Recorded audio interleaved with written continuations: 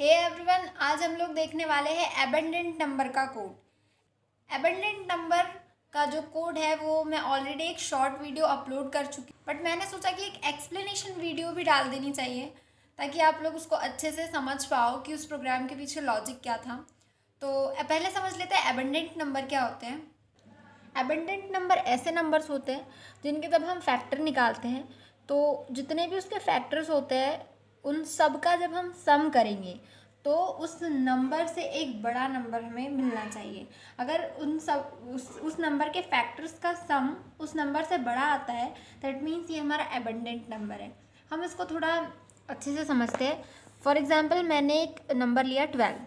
अब इसके फैक्टर्स कौन कौन से हैं? फैक्टर मतलब वो सारे नंबर्स जो इसको डिवाइड कर सकते हैं कम्प्लीटली, ऐसे डिवाइड करें कि रिमाइंडर हमारा कितना आए, 0 आए। तो अब 12 के जो फैक्टर्स है वो है 1, 2, 3 देन 6। इसके बाद इसका कोई भी फैक्टर नहीं है। ओके, अब इन सब का अगर हम सम करें तो कितना आएगा। और एक बात याद रखनी है वो ये है, बहुत इम्पॉर्टेंट है, कि हमें इस नंबर को इंक्लूड नहीं करना है। जिस भी नंबर का हम ये चेक कर रहे हैं कि एबंडेंट है या नहीं तो उसके फैक्टर्स में हम उसको इंक्लूड नहीं करेंगे। ऑब्वियसली वो खुद से डिविजिबल है बट हम सिर्फ उसके फैक्टर्स लेंगे, उसको सेल्फ मतलब उसको खुद उसमें इंक्लूड नहीं करेंगे, उसमें ऐड नहीं करेंगे। तो अगर हम इसका प्लस करते हैं 1 + 2 + 3 + 6 तो ये हो जाएगा 9, 10, 11, 12। ये 12 के इक्वल आ रहे हैं। ठीक है, अब एक और नंबर लेते हैं हम, तो हम लेंगे 18। देन इसके जो फैक्टर्स होते हैं वो होता है 1, 2, 3। देन ये 6 से भी डिविजिबल होता है, 4, 5 से डिविजिबल नहीं होता है, 7 से भी नहीं होता है, 8 से भी नहीं होता, 9 से होता है। ठीक है, और इन सबको जब हम ऐड करेंगे तो हमारे पास आएगा 21 जो कि इस 18 से बड़ा है। तो ये हमारा एबंडेंट नंबर है, बट ये हमारा एबंडेंट नंबर नहीं है क्योंकि ये 12 के इक्वल आया और 12 से बड़ा नहीं आया। हमें इक्वल भी नहीं चाहिए, हमें उस नंबर से बड़ा चाहिए, उसके फैक्टर्स का सम उस नंबर से बड़ा चाहिए, मतलब वो हमारा एबंडेंट नंबर है।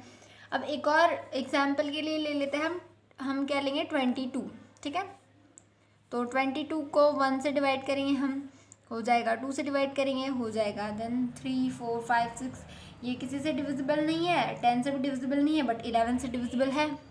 देन 11 के बाद भी ये किसी से डिविजिबल नहीं है। जब हम इसका सम करेंगे तो ये आएगा 14 जो कि इससे बहुत कम है, तो ये भी एबंडेंट नंबर नहीं है।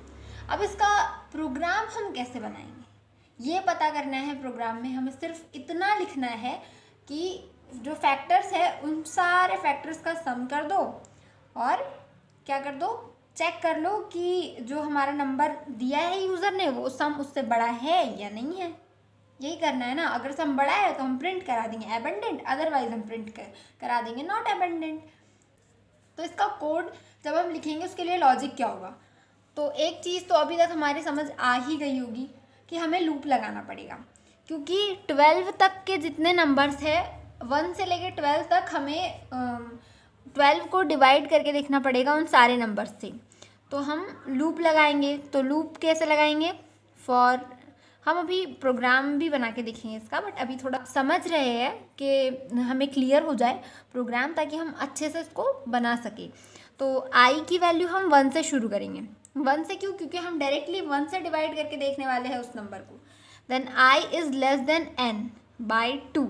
आप लोग सोच रहे होंगे कि मैंने यहाँ n/2 क्यों लिखा, मुझे तो n लिखना चाहिए क्योंकि अगर n हमारा 12 है, अगर n हमारा 12 है तो मुझे 1 से लेकर 12 तक डिवाइड करके देखना चाहिए इसको, है ना।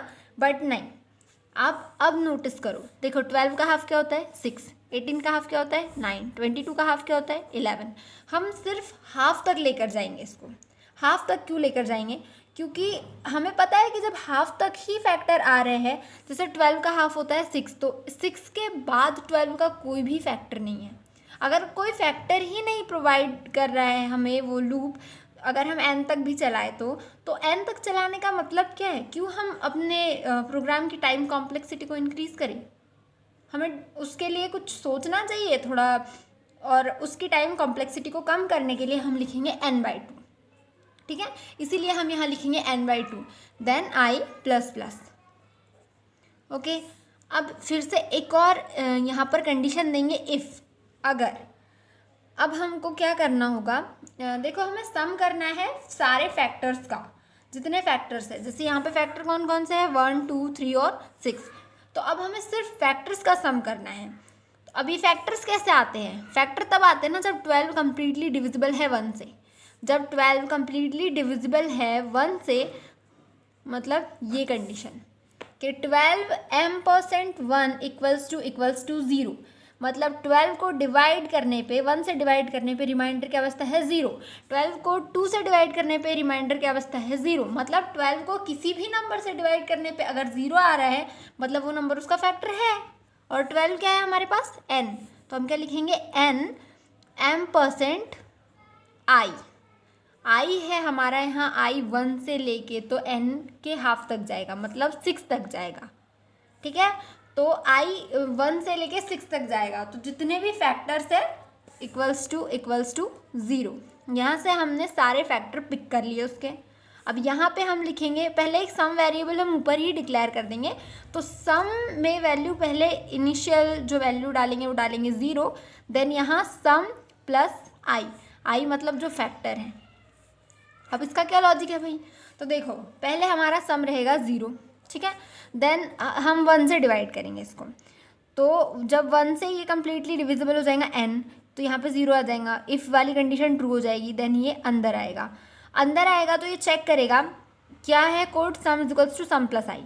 सम कितना है 0, तो सम की वैल्यू क्या हो जाएगी, अपडेट होके आई कितना है 1। तो अभी सम की वैल्यू कितनी होगी 1, ठीक है।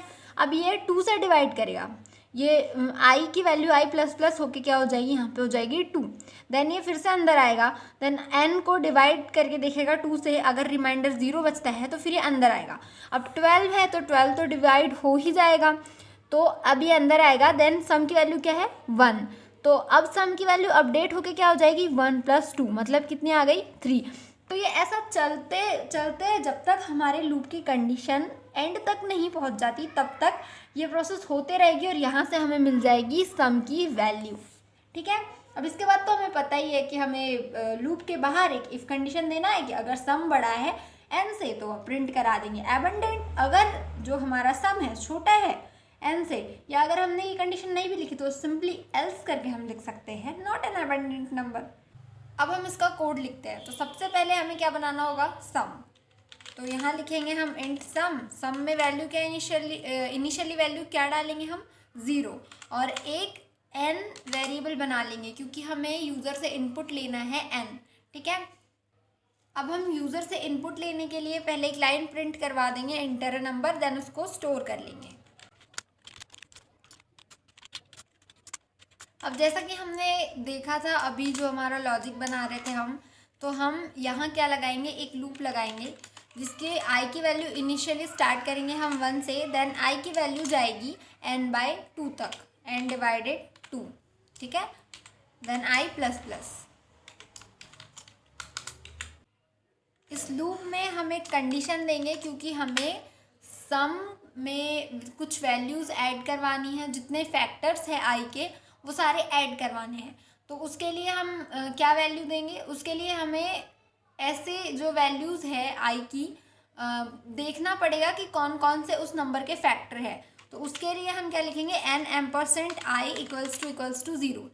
मतलब n जिस भी वैल्यू से i की जो भी वैल्यू है उससे अगर कम्प्लीटली डिविजिबल है तो ये जो कोड हम इसके अंदर लिखेंगे वो रन होना चाहिए।